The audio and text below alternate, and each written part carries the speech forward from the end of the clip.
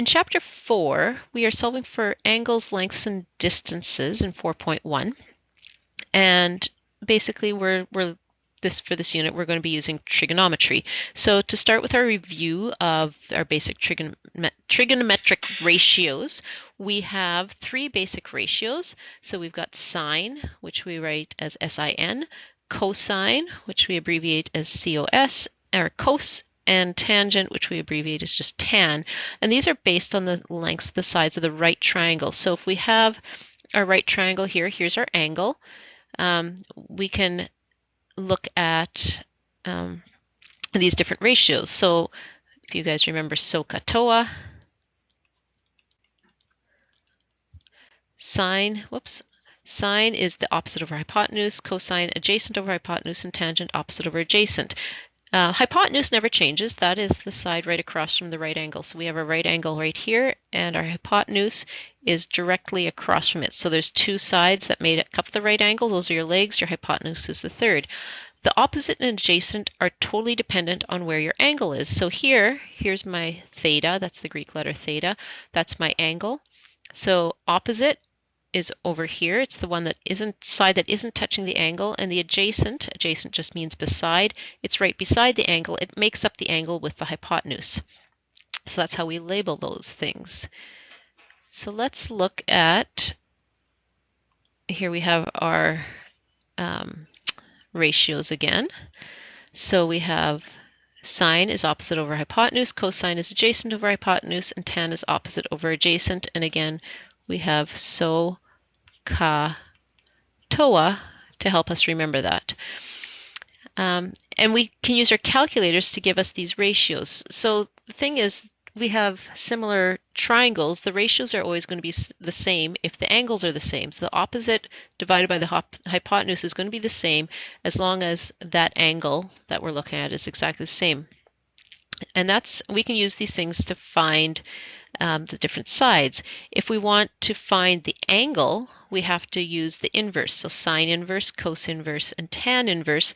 And so if we're given the ratio, or can figure it out because we have the opposite and hypotenuse, for example, we can use the inverse sign to find out what the triangle is. Might also have to use the Pythagorean theorem, which we've already used in the last, when we were doing our measurement stuff. A squared plus b squared equals c squared to work with right triangles, if we're working with right triangles. So in each example, we're going to solve for x. Well, here's my x. Here's my angle.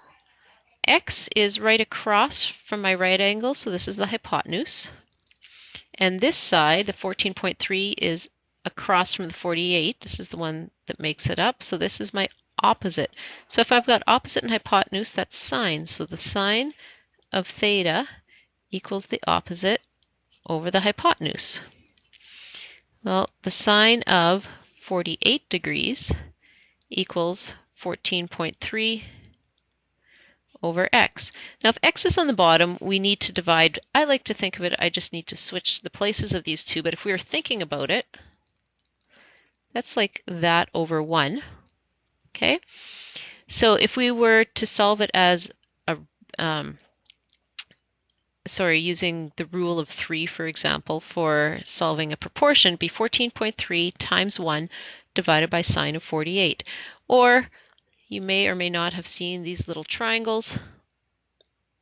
That sine is the opposite over hypotenuse. We're looking for the hypotenuse, so we kind of cover up the hypotenuse, and it's the opposite divided by the sine of the angle. So x, the hypotenuse, is going to be the opposite, which is 14.3 divided by the sine of 48 degrees. If I put that into my calculator, so I have 14.3 divided by the sine of 48. I get that it is 19 point, and we'll go to one decimal place, 19.2 centimeters. And that's my answer for A.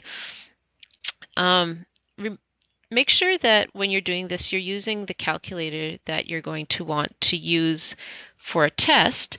The reason being that you need to know how to put it into your calculator. So some calculators, you'll put in the angle and then press sine.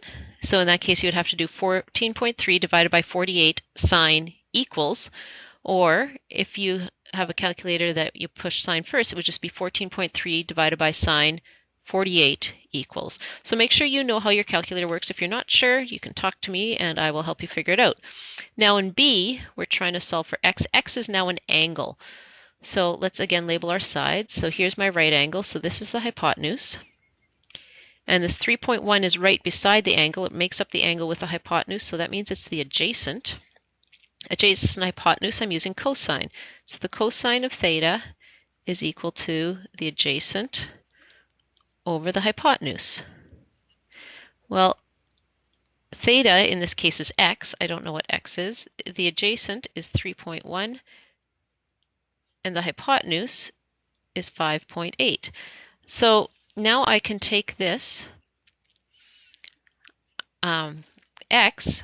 To find x, I'm going to have to take the cos inverse.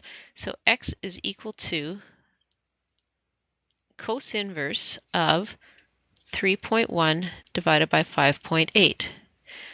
Now again, depending on your calculator, there's different ways you'll have to write this in. So for example, in my calculator, I do second function cosine, and then I do 3.1 divided by 5.8 in the bracket, because mine shows up with the bracket, and I get that it is, I'm going to go to 0.1, so 57, let's erase that there. Try that again. 57.69, so 0.7 degrees. Make sure you have your degrees in, that's your units in this case. So 57.7 degrees. So I put it into my calculator just the way it's seen. You might have to do 3.1 divided by 5.8 equals, and then do your inverse cos function. So make sure that you're getting 57.7. If you're not, come and talk to me and we will figure out how your calculator works.